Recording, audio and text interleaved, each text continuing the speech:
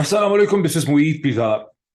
पाकिस्तान की military establishment की खुद एहतमादी को लाहौर शहर में 2 दिन पहले जो झटका लगा धर्मपुरा और माल रोड के दरमियान,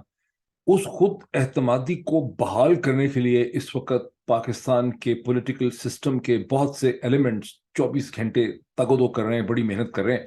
उसमें पाकिस्तान के अंग्रेजी उर्दू के अखबारात भी हैं, पाकिस्तान की अदालतें भी हैं, पाकिस्तान के टेलीविजन चैनल्स भी हैं, और भी बहुत से पीएमएलएन के बहुत से मिनिस्टर्स भी उसी काम के ऊपर लगे हुए हैं। और ये एक ऐसा लेंस है जिसके जरिए आप गुज़िश्ता 48 घंटे की जो बहुत सी डेवलपमेंट्स हो सकती हैं उनको समझ सकते हैं। अगर इस लेंस को अपने आप जहन में रखेंगे तो फिर हर डेवलपमेंट को समझना जो है वो आपके लिए आसान हो जाएगा। वो डेवलपमेंट्स हैं क्या जिनका मैं जिक्र करने लगा हूं।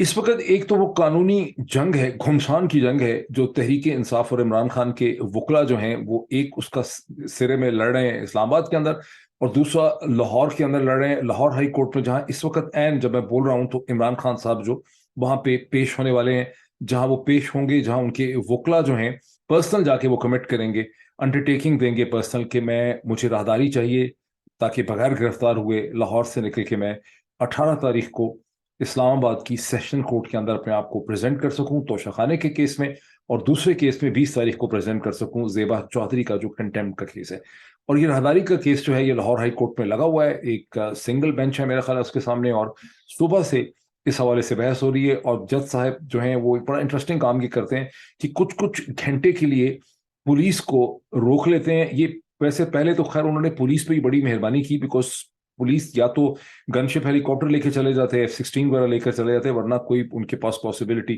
थी नहीं शॉर्ट ऑफ दिस के हैवी वेपन्स का इस्तेमाल करते और जमान पाक में इमरान खान के घर में घुस जाते। लेकिन जज साहब हर 6-8 घंटे के बाद इजाफा कर देते हैं कि पुलिस को उन्होंने मजीद रोक लिया है। और ये कहानी और ये कार्रवाई जो है ये गुज़िश्ता 2 दिन से आप देख रहे हैं कि चल रही है। तो ये एक दूसरी डेवलपमेंट है जहां इमरान खान साहब पेश होंगे, और उम्मीद यही है, खासी उम्मीद है कि उनको यहाँ पे एक राहदारी जो है वो मिल जाएगी इस्लामाबाद जाने के लिए। दूसरी तरफ इस्लामाबाद में जहां जो एडिशनल सेशन जज हैं, बाज़ जगहों पे उनको मैजिस्ट्रेट भी डिस्क्राइब किया जाता है, जफर इकबाल साहब, उन्होंने जो फैसला किया जिसमें उन्होंने इमरान खान की जो अपील थी कि आप मेरी नाकाबिल जमानत गिरफ्तारी की जो वारंट है उसको मनसूख कर दें बिकॉज मैंने आपको अंडरटेकिंग दी है, उन्होंने अंडरटेकिंग ले भी ली। ये वो अंडरटेकिंग है जो उनको इस्लामाबाद के चीफ जस्टिस जनाब आमिर फारूक साहब ने रेफर की थी, लेकिन वो अंडरटेकिंग उन्होंने कबूल करने के बावजूद उन्होंने इमरान खान साहब की जमानत को कैंसिल नहीं किया, और उनको कहा कि उनको गिरफ्तार करके हर तरह से हर मुमकिन कोशिश की जाए और उनको गिरफ्तार करके पेश किया जाए। इस फैसले के अंदर जज साहब ने, जो जफर इकबाल साहब हैं, उन्होंने इमरान खान के बारे में खासे कंटेम्प्ट का, हकारत का उन्होंने इजहार किया। और यूं अब तहरीक इंसाफ के वकला ने इस फैसले के खिलाफ एक अपील जो है वो दायर की हुई है, जो जस्टिस आमिर फारूक जो ऑनरेबल चीफ जस्टिस हैं इस्लामाबाद हाई कोर्ट के, उनके सामने दायर की हुई है। और बात है कि जो ऑनरेबल चीफ जस्टिस हैं इस्लामाबाद हाई कोर्ट के आमिर फारूक साहब, उनके बारे में कोई एक सिंगल भी वकील ऐसा नहीं है इस्लामाबाद का जो ये ना कहता हो कि वो वही फैसला करते हैं जो इस्टेब्लिशमेंट चाहती है। तो अगर उन्होंने फैसले में कोई लचक दिखाई तो इसका मतलब है कि इस्टेब्लिशमेंट को रहम आ गया, या इस्टेब्लिशमेंट ने अपनी कोई पॉलिटिकल 2+2 की है और उसके नतीजे में कोई रहमदिली उन्होंने दिखाई है। तीसरी या चौथी डेवलपमेंट वो है जहां वो जलसा जिसके बारे में जिसने होना था मीनार पाकिस्तान में संडे के दिन, इतवार के दिन 19 तारीख को, और जिसके बारे में एक दिन पहले इस्लाम लाहौर हाई कोर्ट के ऑनरेबल जस्टिस साहब ने हुक्म ऑलमोस्ट की तरह एडवाइस किया था कि ये जलसा नहीं होना चाहिए, इसको कैंसिल कर दें और 15 दिन का नोटिस होना चाहिए। और शादी ब्याह के भी जो जलसा का शादी ब्याह का भी का जो एक होता है, होटल का भी अरेंजमेंट होता है, जब आपने शादी का भी एक हॉल बुक करना होता है उसके लिए भी आपको कम से कम 15 दिन का नोटिस देना पड़ता है। और बात है कि जज साहब को गलती लगी बिकॉज वो चूंकि जज हैं लाहौर हाई कोर्ट के, उनको और उनके घर वालों को, रिश्तेदारों को 15 दिन में मिल जाता होगा पाकिस्तान में शादी का एक हॉल। जो आम शहरी हैं उनको 15 दिन में नहीं मिलता, उनको बड़ी मेहनत करनी पड़ती है, और उनको महीने 2 महीने पहले, ऐसा ये उससे भी ज्यादा पहले को मुनासिब हॉल जो है शादी के लिए बुक करना पड़ता है। लेकिन जाहिर है जब आप प्रिविलेज पोजीशन के अंदर होते हैं तो आपको फिर हकीकतें जो है जिंदगी की नहीं पता चलती। बहरहाल वो जलसा जो है वो 15 दिन की ख्वाहिश जज साहब की पूरी नहीं हो सकी है, और तहरीक इंसाफ के वकला और पार्टी के लोगों ने वो इंतजामिया से नेगोशिएशन कर ली है और उन्होंने उनको 5 दिन का नोटिस दे दिया है। और अब ये जलसा मंडे के दिन, सोमवार के दिन 20 तारीख को होगा, جب عمران خان اسلام آباد سے واپس آئیں گے زیبا چودھری والے کنٹمپٹ کیس کو بھگتا کے، تب یہ جلسہ جو ہے وہاں پہ ہوگا۔ تو یہ ہو گئی 4 ڈیولپمنٹس۔ 5ویں ڈیولپمنٹ وہ ہے جہاں واٹس ایپ کے اوپر مسلسل ایک متن پورا گردش کر رہا ہے، اور اس سے پہلے ایک بڑے پرومیننٹ ولاگر ہیں جنہوں نے یہ انکشاف بھی کیا کہ کمپنی صاحب بہادر پاکستان کے اندر ایسٹ انڈیا کمپنی کے جو جانشین ہیں رابرٹ کلائیو اور وارن ہیسٹنگ کے، انہوں نے عمران خان کو ایک پروپوزل بھیجا ہے، ایک مینو لسٹ کی طرح، جیسے ہوٹل میں جاتے ہیں کھانا کھانے کے لیے آپ کے پاس 4 قسم کی آپشن ہوتی ہیں، یہاں بھی عمران خان صاحب کو 4 آپشنز کے ساتھ آئیدر اور کر کے یا یہ لے لیں یا یہ لے لیں یہ لے لیں، انہوں نے ایک پروپوزل بھیجا ہے۔ تو یہ جو پروپوزل ہے اس کا بھی ہم تھوڑا سا ذکر کر لیں، اس کی سگنیفیکنس کو بھی دیکھ لیں، اور پھر ساتھ ہی یہ کہ in view of all that Pakistan کے جو آرمی چیف ہیں ریسپیکٹڈ جناب سید عاصم منیر صاحب، ان کی کیا ذمہ داریاں بنتی ہیں، ان کے سامنے چیلنجز ہیں کس قسم کے اس سٹیج پہ، اس کی بھی ہم بات کر لیتے ہیں ایک ایک کر کے۔ تو سب سے پہلے تو چلتے ہیں اس گھمسان کی لیگل بیٹل میں، جس کا ایک سرا اسلام آباد میں ہے، دوسرا سرا لاہور میں ہے۔ لاہور سے اس کا کوئی پازیٹیو رزلٹ جو ہے وہ نکل آنا چاہیے، راہداری مل جانی چاہیے، یہ اور بات ہے۔ ساتھ ہی ٹکٹ پہ یہ خبریں بھی چل رہی ہیں، پولیس، میں نے آپ کو کہا نا کہ جو میں نے آپ کو لینس دیا ہے کہ جس خود اعتمادی کو جھٹکا لگا ہے، اس خود اعتمادی کو بحال کرنے کے لیے جتنے بھی ایلیمنٹس ہیں پاکستان کی اسٹیٹ پاور کے اور نان اسٹیٹ پاور کے، وہ بھی سب جڑے ہوئے ہیں ساتھ ہی۔ جیسے ڈان اخبار نے کم از کم 2 یا 3 اداریاں لکھتی ہیں اس سیلف کانفیڈنس کو بحال کرنے کے لیے، جس میں مسلسل کنڈیم کیا جا رہا ہے ان نوجوانوں کو جنہوں نے جن کے اندر ریاستی اداروں کی عزت نہیں رہی ہے، بڑا غلط ہو گیا ہے، قانون کو ہاتھ میں لے لیا گیا ہے اینڈ سو آن۔ بہرحال اب ساتھ ساتھ یہ بھی ٹکر چل رہے ہیں کہ پولیس نے بہت سی سڑکیں، علامہ اقبال روڈ، دھرم پورہ کی بہت سی سڑکیں، محلے، آگے پیچھے کے راستے جو ہیں وہ دوبارہ بند کرنے شروع کر دیے ہیں، اور وہاں لوگوں کو ہراساں کیا جا رہا ہے۔ تو یہ بھی اسی خود اعتمادی کو بحال کرنے کا طریقہ ہے جس میں یہ تلوار لٹکائی ہوئی ہے دھرم پورہ کے لوگوں کے اوپر کہ دوبارہ بھی یہاں پر ایک پولیس آپریشن ہو سکتا ہے۔ ویسے چانس مجھے کم لگتے ہیں، پاکستان میں ویسے کچھ بھی ہو سکتا ہے، بالکل ایک پیٹر سیلرز کی اگر آپ نے فلم دیکھی ہو تو جو پیٹر سیلرز کی فلم میں جس قسم کی بدحواسی ہوتی ہے، جو کنفیوژن ہوتی ہے، وہ اس وقت پاکستان کی باڈی پالیٹک کے اندر مچی ہوئی ہے۔ لیکن اسلام آباد کے اندر جو فاضل جج صاحب ہیں، جناب ظفر اقبال صاحب، انہوں نے جو ڈیسیجن لکھا کئی پیجز کا، اس کو میں نے لائن بائی لائن منگوا کے پڑھا ہے۔ اس میں واقعی عمران خان کے بارے میں شدید نفرت اور حقارت کا اظہار کیا گیا ہے، اور جج صاحب نے بڑی، ایسا لگتا ہے کہ جج صاحب نے جب وہ ڈیسیجن لکھا اپنے ایک سرٹن کانٹیکس میں لکھا، انہوں نے صحیح اس کی بڑی، انہوں نے جو ڈسکرپشن دی ہے میں اس کی ذکر کرتا ہوں، وہ کیوں صحیح بھی ہے اور کیوں صحیح نہیں بھی ہے۔ لیکن اس میں جج صاحب نے اپنے آپ کو ایک، انہوں نے شعر بھی پڑھا کہ میں اس کا وہ کیا ہے، انہوں نے کہا کہ آپ کو ججمنٹ پڑھ کے بڑا مزہ آئے گا، مطلب اس طرح کی انہوں نے زبان بھی وہاں پہ کورٹ کے اندر استعمال کی، جو کہ جج صاحبان یوزلی عموماً طور پہ استعمال جو ہے وہ نہیں کرتے۔ لیکن جج صاحب نے وہ جو ڈیسیجن لکھا اس کو جب پڑھتے ہیں تو ایسے لگتا ہے کہ جج صاحب بہت بہادر ہیں، بہت دلیر ہیں، بڑے یعنی کمر بستہ ہیں قانون کی سپریمیسی کے لیے، اور وہ عمران خان کو سیدھا کر کے چھوڑیں گے اور زندہ و مردہ گرفتار کر کے میرے سامنے لایا جائے۔ تو بڑی بہادری کا اور بڑی اصول پسندی کا آپ کو وہاں پر احساس ہوتا ہے۔ احساس ضرور آپ کو ہو اگر آپ کا پاکستان کے میڈیا سے تعلق نہ ہو، اور پاکستان کے میڈیا میں سبھی لوگ جانتے ہیں کہ اس قسم کے فیصلے جو ہیں پیچھے کھڑے ہو کے کرنل صاحب لکھواتے ہیں، اور عموماً طور پہ اس کا متن جو ہے وہ جیک برانچ جو ہے GHQ کی، وہاں سے آتا ہے۔ تو یہ جو ڈیسیجن لکھا گیا ہے اس میں پوری اسمیل، انفارچونیٹلی انالیٹکلی کہہ رہا ہوں، کم از کم میرے انالیسس سے مجھے تو یہی لگتا ہے کہ اس کے اندر ایک جیک برانچ کی جو اسمیل ہے ان کے پین اور انک کی، وہ اس کے اندر اچھی طرح سے نظر آ رہی ہے۔ لیکن اگر نہیں بھی ہے، لیٹس سے کہ وہ نہیں بھی ہے، ہم تھوڑا سا دیکھتے ہیں کہ جج صاحب کی جو اسٹیٹ آف مائنڈ ہے، ان کی جو لاجک ہے، اس کی فلو کیا ہے۔ جج صاحب نے مسلسل لکھا ہے کہ فلاں تاریخ کو بھی عمران خان نہیں آیا، دسمبر کے بعد جنوری میں بھی نہیں آیا، پھر ڈیٹ دی گئی، پھر نہیں آیا، پھر نہیں آیا، پھر نہیں آیا۔ اور جج صاحب جو ہیں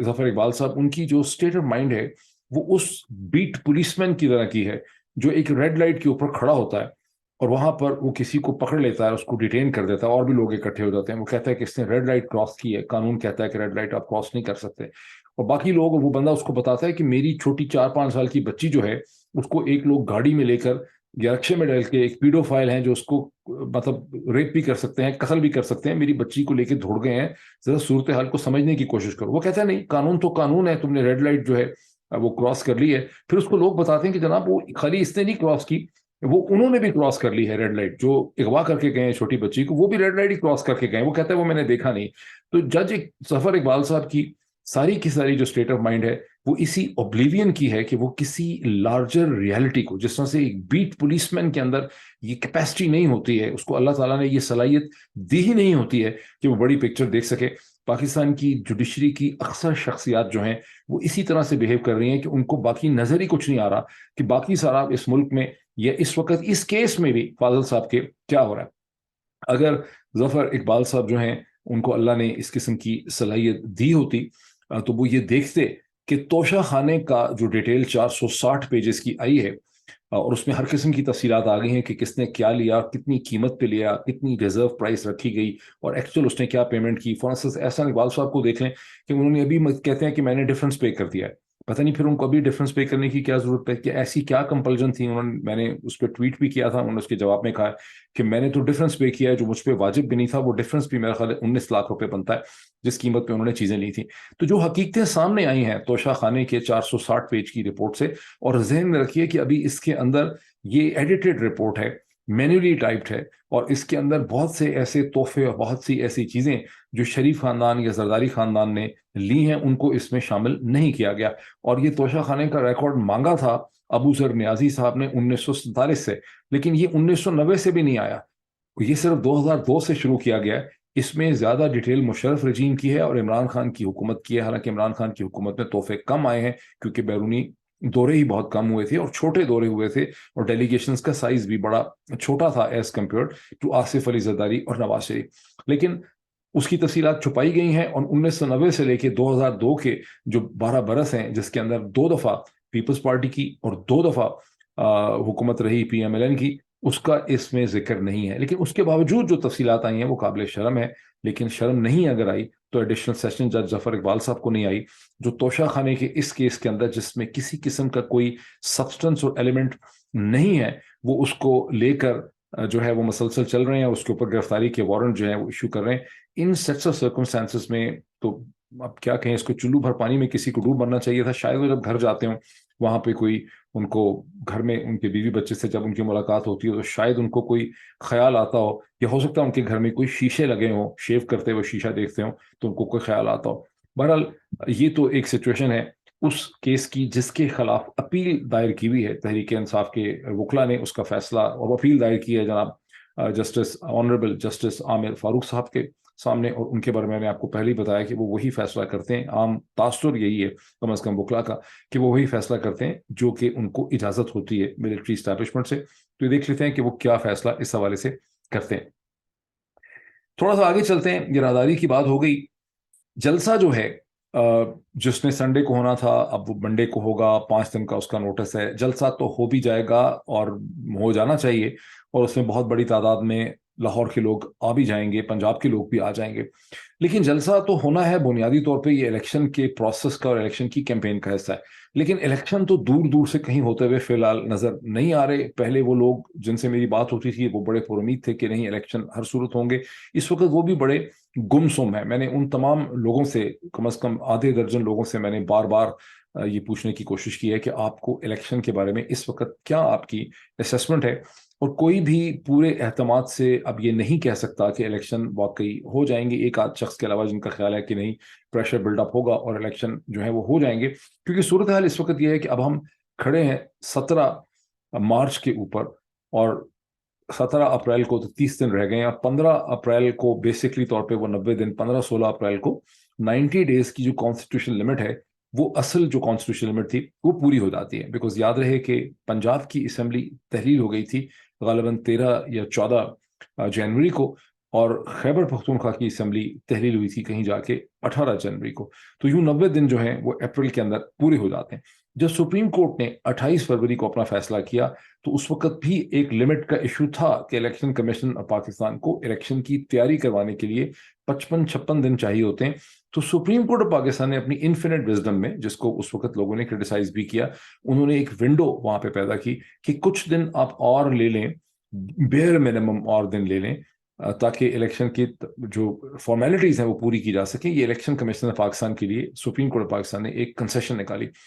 اس کے اوپر الیکشن کمیشن آف پاکستان نے جو پریزیڈنٹ آف پاکستان کو کہا گیا تھا پنجاب کی تاریخ دینے کے لیے، تو انہوں نے ان کے لیے ایک رینج رکھی تھی starting from any where from 30 April to 7 مئی، جس میں ڈاکٹر عارف الوی، پریزیڈنٹ ڈاکٹر عارف الوی نے 30 अप्रैल का चुनाव किया। लेकिन जैसा कि आप जानते हैं कि गवर्नर खैबर पख्तूनख्वा जो खच्चर पे पहुंचे सवार होके इस्लामाबाद, उन्होंने तारीख दे दी 28 मई की। यानी कॉन्स्टिट्यूशनल लिमिट तो मारें गोली, कॉन्स्टिट्यूशनल लिमिट तो खत्म हो जाती है कहीं 18 अप्रैल को। 18 अप्रैल से 18 मई, और 28 मई की तारीख कहाँ से निकाल के लाए हैं? जो उज़र और एक्सक्यूजेस उन्होंने दिए हैं वो भी कोई उसमें से एक ढंग का एक्सक्यूज नहीं है, ना उनकी कोई हकीकत है। और बिल्कुल एक पीटर सेलर्स की फिल्म जो है वो चला रहे हैं, उनको देख के वैसे भी पीटर सेल की फिल्म जो है वो बहुत ज्यादा याद आती। अब लेटेस्ट ये है कि इलेक्शन कमीशन और उनके दरमियान में कुछ ऐसी बातचीत हो रही है जिसमें वो अपने पिछले एलानिये से पीछे हटने की बात कर रहे हैं। लेकिन अभी कुछ भी इसको आप यकीनी तौर पर नहीं कह सकते कि खैबर पख्तूनख्वा और पंजाब में ये इलेक्शन हो पाएंगे। अब इसमें एक चीज बहुत इंपॉर्टेंट है समझने की कि अगर पाकिस्तान एक कॉन्स्टिट्यूशनल डेमोक्रेसी है तो 90 दिन पूरे होने के बाद, और ये सुप्रीम कोर्ट ने इनफैक्ट जो एक वहां पे प्रोविजन निकाली है वो भी अब सब्जेक्ट टू फर्दर इंटरप्रिटेशन आती है, लेकिन बेसिकली तौर पर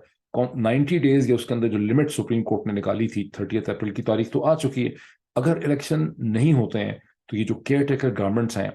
जो मारज़ वजूद में लाई गई हैं इन द जनवरी ऑफ 2023, इनकी तमाम कानूनी और आईनी हैसियत खत्म हो जाती है। उसके बाद हम एक लॉलेस एबस में, एक एम्प्टीनेस के अंदर वॉक कर जाते हैं। अब ये कहने को अपने आप को कहते रहें कि हम केयर टेकर चीफ मिनिस्टर हैं और हम केयर टेकर मिनिस्टर्स हैं और हम ये हैं और हम वो हैं, मिनिस्टर इंटीरियर हैं, लेकिन जो ब्यूरोक्रेसी है और जो फौज है और जो लॉ एनफोर्समेंट के इदारे हैं, जो पुलिस है, वो इनके कोई भी ऑर्डर मानने के लिए कॉन्स्टिट्यूशनली उनके ऊपर, लीगली उनके ऊपर वाजिब नहीं है। सो एक कॉन्स्टिट्यूशनल वॉइड में मुल्क चला जाएगा जब 90 days and plus extended limit जो है वो खत्म हो जाती है। लेकिन जिस तरह से ये पीटर सेलर्स शो चल रहा है, फिल्म चल रही है, वहां नहीं लग रहा कि किसी को इसका एहसास है। इस पीटर सेलर्स शो की जो लेटेस्ट एविडेंसेस थी, उसके जो की प्लेयर्स इस वक्त आपको नजर आ रहे हैं अदाकार, उसमें सबसे आगे आगे मरियम औरंगजेब हैं, उनके साथ जनाब आमिर मीर साहब हैं जो वजीर इत्तलात हैं पंजाब के, ख्वाजा साद रफीक भी पीछे नहीं है, मियाँ जावेद लतीफ भी साथ उनके कदम मिला के मुकाबला कर रहे हैं। और पिछले 24 घंटे में इनमें से कोई तो खैबर पख्तूनख्वा और पठानों के ऊपर चढ़ा रहा,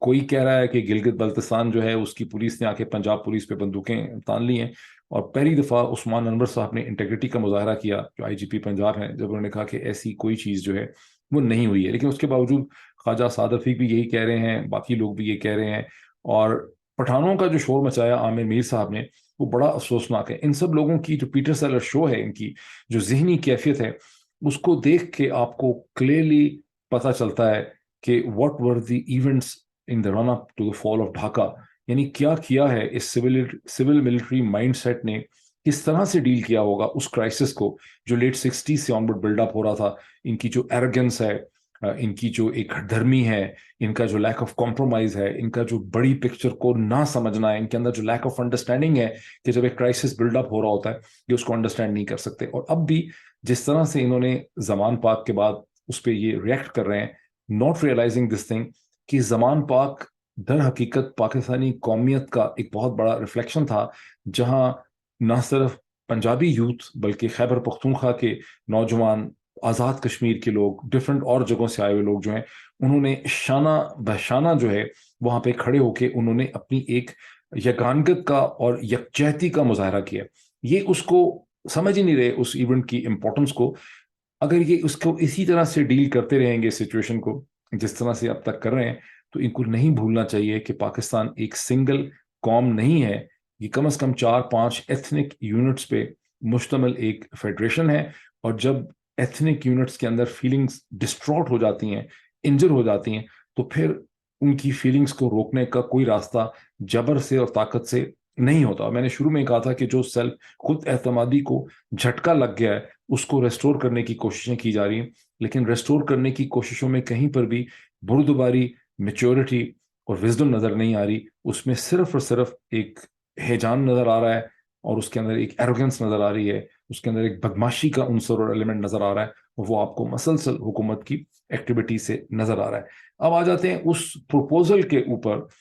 जो کمپنی صاحب بہادر جو ہیں، جو رابرٹ کلائیو کی جانشین ہیں، انہوں نے بتایا جاتا ہے کہ عمران خان صاحب کو پروپوزل بھیجا ہے آئدر اور قسم کا، یہ ایک مینیو ہے کہ یہ لے لیں یا یہ لے لیں، یہ لے لیں، یہ لے لیں. جس طرح سے آپ ایک ریسٹورینٹ میں جاتے ہیں تو وہ آپ کو کہتے ہیں کہ آپ نے چکن کی ڈش لینی ہے، یہ بیف کی ڈش لینی ہے، یہ ویجیٹیبل کی لینی ہے، یا فش کی ڈش لینی ہے. تو اس میں جو 4 مینیو آئٹمز ہیں، اس میں ایک تو یہ ہے کہ یا تو آپ اس سال الیکشن میں حصہ ہی نہ لیں اور آپ کے بغیر ہی الیکشن ہو جائے. ایک تو یہ اس میں آپشن ہے مینیو میں. ایک آپشن یہ ہے کہ نواز شریف صاحب کے خلاف جو کیسز ہیں ان کو عدالت سے ختم کرا دیتے ہیں، لیکن آپ اپنا منہ بند رکھیں اور اس پروسیس کو ہونے دیں، یعنی نواز شریف کو NRO مل جائے. ایک یہ ہے کہ ساری پارٹیز الیکشن سے پہلے مل کے ایک آپس میں ایک ایگریمنٹ کر لیں، ایک NRO ریز ٹو پاور 3، جس میں تمام پارٹیز پہ جو بنے ہوئے کیسز ہیں وہ ختم ہو جائیں، including the cases on PTI. اب اس سٹیج پہ ہمیں نہیں پتا کہ تحریک انصاف پہ کتنے کیسز رجسٹر کیے جا چکے ہیں، بیکاز 90 کے قریب کیسز تو عمران خان پہ ہیں. تو چونکہ تحریک انصاف کے لیڈروں کی بہت بڑی تعداد ہے، 90 کو 10 سے ملٹیپلائی کرنے کم از کم 900 یا 1000 کیسز اس وقت تحریک انصاف کے لیڈروں پہ بنائے ہوئے ہیں، اور وہ اسی قسم کے کیسز ہیں جس طرح سے عمران خان کے اوپر قتل، اقتداء میں قتل، ریاست سے بغاوت، treason, sedition, corruption, blasphemy, what not, contempt of court, اس طرح کے کیسز ہیں. باقی بھی لوگوں پہ اس سے ملتے جلتے قسم کے کیسز. ایک ڈیل آپشن یہ ہے. ایک چوتھی ڈیل آپشن یہ ہے کہ عمران خان صاحب جو ہیں وہ والنٹرلی طور پر 2 سال کے لیے برطانیہ چلے جائیں. یعنی یہ اس میں وہ مینٹلٹی ایگزسٹ کرتی ہے کسی سول ملٹری بیوروکریٹ کی، جس کی ایک بیوی ملتان میں ہوتی ہے اور ایک بیوی اس کی لاہور میں رکھی ہوتی ہے. اس نے تو وہاں پر بھی تھنکنگ ہے کہ چونکہ بیوی بچے آپ کے ایکس وائف وغیرہ ہیں تو آپ لندن چلے جائیں 2 سال کے لیے، پیچھے ہم ایک caretaker interim setup قائم کر لیتے ہیں. اور پھر ہم میں اتنی وزڈم ہے ماشاءاللہ جو نظر تو نہیں آئی 1951 سے آج تک، لیکن ہم اپنی انفینٹ وزڈم کو استعمال کرتے ہوئے پاکستان کی اکانومی کو ٹھیک کر لیں گے. اتنا بڑا جھوٹ ہے، اور جو لوگ ابھی تک اس جھوٹ میں بلیو کرتے ہیں کہ پاکستان کی اسٹیبلشمنٹ کے پاس کسی بھی قسم کی صلاحیت ہے پاکستان کی اکانومی کو ٹھیک کرنے کے لیے، بالکل بھی نہیں ہے. اور نہ پاکستان کی اکانومی کے اب ایسے حالات ہیں. جو ماضی میں جب بھی جو اکنامک تھوڑا سا پرفارمنس بہتر نظر آئی ہے جنرل ضیاء الحق کے زمانے میں یا ایوب خان کے زمانے میں یا پھر مشرف کے زمانے میں، اس کے اندر کوئی نہ کوئی کمپرومائز جو ہے وہ پنہا تھا. ایوب خان کے زمانے میں سیٹو سینٹو کے ایگریمنٹ سے کمیونزم کے خلاف ہم نے جنگ کرنے کا پورا عزم رکھا ہوا تھا. اسی خود غلط فہمی میں ہم نے ہندوستان کے ساتھ پھڈا کیا 1965 میں، جس کے نتائج ہمارے لیے ٹھیک نہیں نکلے. جنرل ضیاء الحق کے زمانے میں ہم جہاد کر رہے تھے مسلمانوں کا، پوری دنیا کے جہادی اکٹھے کر کے، اور امریکہ اور سوویت یونین کی جنگ تھی اس کا ہم حصہ تھے، اس کی ہمیں قیمت مل رہی تھی مرسنری وارفیئر کی. اسی طرح سے جنرل مشرف کے زمانے میں بھی ہم افغانستان میں جنگ کر رہے تھے. ابھی ہم نے کیا کرنا ہے؟ یا ہم نے افغانستان میں جنگ کرنی ہے، یا دوسری آپشن یہ ہے کہ ہمیں ہندوستان کے سامنے سرنڈر کرنا ہے. چیزیں بڑی کلیئر ہیں، اس میں کوئی ڈھکی چھپی بات نہیں ہے. چین سے اثر و رسوخ کو گڈ بائے کرنا ہے، امریکہ کے اور اتحادیوں کے کیمپ میں آنا ہے. امریکہ اور اتحادیوں کے کیمپ میں آنے کا مطلب ہے کہ ہمیں بھارت کی بالادستی کو اور ہیجمنی کو سائن کر کے ایکسیپٹ کرنا ہے. یہ پروپوزل کہ IMF نے کہا ہے کہ آپ لانگ رینج میسل جو ہیں اپنے بند کر دیں، آپ کو اس کی کیا ضرورت ہے، اس پہ پھر کبھی ڈیٹیل سے بات کریں گے. لیکن چیزیں آہستہ آہستہ ڈاٹ کنیکٹنگ آپ کریں تو چیزیں سمجھ آتی ہیں. تو اگر امریکہ، اس کے اتحادی مالیاتی ادارے کسی سٹیج پہ جا کے، ابھی تک تو نہیں کیا انہوں نے کوئی بہت بڑا سٹیپ، تو وہ کریں گے تو اس کا کوئڈ پرو کیا، اس کا کوئڈ پرو کو جو ہے وہ کیا ہوگا. بہرحال not I think hardly to say کہ عمران خان صاحب نے یہ سارے چاروں پروپوزل جو پریزیڈنٹ ڈاکٹر عارف الوی اور ایک بزنس مین کے تھرو ان تک پہنچائے گئے تھے، ان کو انہوں نے رد کر دیا ہے. لیکن یہ آپ نے ضرور دیکھا ہوگا کہ گزشتہ 24-36 گھنٹوں میں عمران خان صاحب کی جو سٹیٹمنٹ ہے وہ ایک ضرور آپ کے سامنے آئی ہوگی کہ میں ملک کے وسیع تر مفاد میں یا انٹرسٹ میں کسی بھی شخص سے اور کسی بھی چیز کے اوپر بات کرنے کے لیے تیار ہوں. سو عمران خان نے ان جو آپشنز ان کو 4 بھیجی گئیں مینیو چوائسز، ان کو تو ضرور رد کر دیا ہے، لیکن انہوں نے اور صحیح کیا انہوں نے پولیٹیکلی اسپیکنگ، مذاکرات کا، نیگوسیشن اور ڈسکشن کا راستہ جو ہے وہ انہوں نے کھلا رکھا ہوا ہے. Now this actually brings me to last final concluding point کہ یہ جو ساری سچویشن ڈیولپ کر رہی ہے جس کا ہم نے ذکر کیا، بہت سی چیزوں کا نہیں بھی کیا، اس میں پاکستان کے جو آرمی چیف ہیں جنرل سید عاصم منیر صاحب، ان کے سامنے کس قسم کے چیلنجز ہیں اور ان کی کس قسم کی رسپانسبلٹیز ہیں. لاہور کا جو دھچکا لگا ہے پاکستان کی اسٹیبلشمنٹ کی خود اعتمادی کو، اسے GHQ کے اینالسٹ کو اور مدبروں کو اور جو ان کے وائز مین ہیں ان کو اس کو پولیٹیکل سینس سے ٹھیک طرح سے سمجھنے کی ضرورت ہے کہ جو چیلنج اور جو شورش بلوچستان میں تھی یا ٹرائبل ایریاز اور وزیرستان میں تھی جو کبھی اندرون سندھ میں تھی، جس سے پوری طرح سے پاکستان کی اسٹیبلشمنٹ نے ریکور کیا ہی نہیں ہے، وہ شورش اب پنجاب کی سڑکوں کے اوپر موجود ہے۔ وہ نیریٹو جس کے اوپر ریاست کو چلایا گیا تھا، وہ نیریٹو جو ہے وہ چکنا چور ہو چکا ہے، اور اب وہ نیریٹو کبھی دوبارہ ریسٹرکچر نہیں ہو سکے گا۔ اب اس قوم کو اور اس ریاست کو کامیابی سے آگے چلنے کے لیے ایک نیا ہولسم نیریٹو چاہیے، اور 1951 سے اب تک جس طرح سے وسیع تر مفاد کی کہانی میں چیزوں کو چلایا گیا، جس میں کچھ طبقے جو ہیں وہ بہت امیر سے امیر تر، خوشحال سے خوشحال تر ہوتے چلے گئے، اور باقی جو لوگ ہیں، اب جو 250 ملین کے قریب آبادی ہے، ان کے منہ میں پراپر روٹی کا نوالا نہیں جا رہا، اور ان کو صاف پانی نہیں ہے، دودھ ان کے پاس نہیں ہے، کیلورک ڈائٹ نہیں ہے، ان کے پاس تفریح کے کوئی مواقع نہیں ہیں، ان کے پاس میننگ فل جابز نہیں ہیں۔ یہ چیز ایسے نہیں چل سکتی ہے، اور اس ریاست کو ایک میننگ فل نیا سوشل کانٹریکٹ چاہیے، جس میں ملٹری اسٹیبلشمنٹ کی